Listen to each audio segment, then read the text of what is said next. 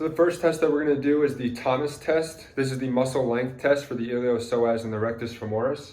So there's two different measurements that we're going to take. One of them's at the greater trochanter as the fulcrum, and the other is at the lateral femoral condyle. So to do this, the patient's going to be in supine just like this, and they're going to grab the contralateral leg that is not being tested, and they're going to just pull it up a little bit, perfect, and everything else is going to just be flat on the table.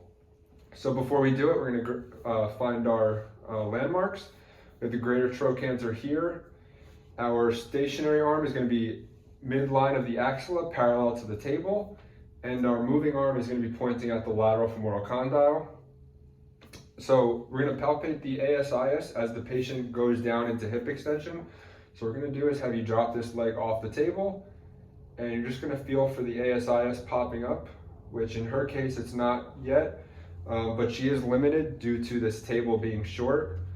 So we're going to take this measurement, set fulcrum here, stationary arm parallel to the table, and moving arm at the lateral femoral condyle. So normal range in this is 10 degrees of hip extension.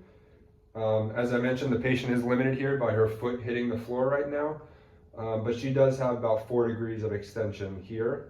So that would test the iliopsoas length, and then to test the rectus femoris length, the fulcrum would be the lateral femoral condyle, the stationary arm would be pointing towards the greater trochanter, and the moving arm would go towards the lateral malleolus of the foot.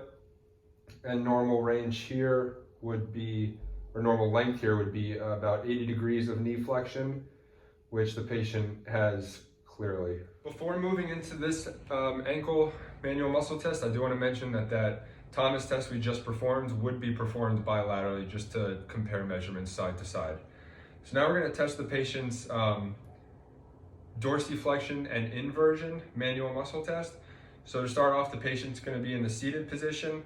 Ideally, their feet would be hanging off the table with not on contact with floor or anything, but this table is short, so the patient has to make an adjustment to get her foot off the floor. So the patient's going to be in supine, and we're going to have them lift up their toes, dorsiflex their toes, and invert them. So she's going to bring her foot up and in, perfect. And go ahead and relax, and do that one more time. So she has full range of motion, and you can feel the palpation of the tibialis anterior. I can palpate and feel it contract. Good, go ahead and relax. So that would be a 3 because she has full range of motion. And now we're gonna stabilize the posterior distal lower leg, and we're gonna have her do that again. Go ahead and raise up and in. And now to test the strength of it, I'm gonna push down and out to try to break her out of that position. Hold, hold, hold, hold, hold. Good. She was able to hold against maximal resistance. So that will be a grade of a 5 out of 5. If she started to break at moderate resistance, that would have been a 4 out of 5. And if she broke with minimal resistance, that would have been a 3 out of 5. Now, if the patient was not able to get full range of motion against gravity, you would have them move into this supine position with their foot hanging off the table. So to do this check for a score of a 2, you would have her do full range of motion of dorsiflexion and inversion, up and in, just like that. Good. And relax. And one more time.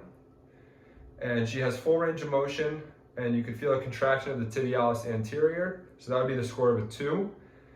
If she tries to do it again, it only has partial range of motion or minimal range of motion, but you can still feel the tibialis anterior contract. That would be a 1. And if she tries to do it with no motion and no palpable contraction, that would be a score of a 0. So this would also be tested bilaterally, both against gravity, and if they were unable to do that, it would be in gravity minimized position. And the nerve that's innervating these muscles is the deep peroneal nerve of L5 and S1.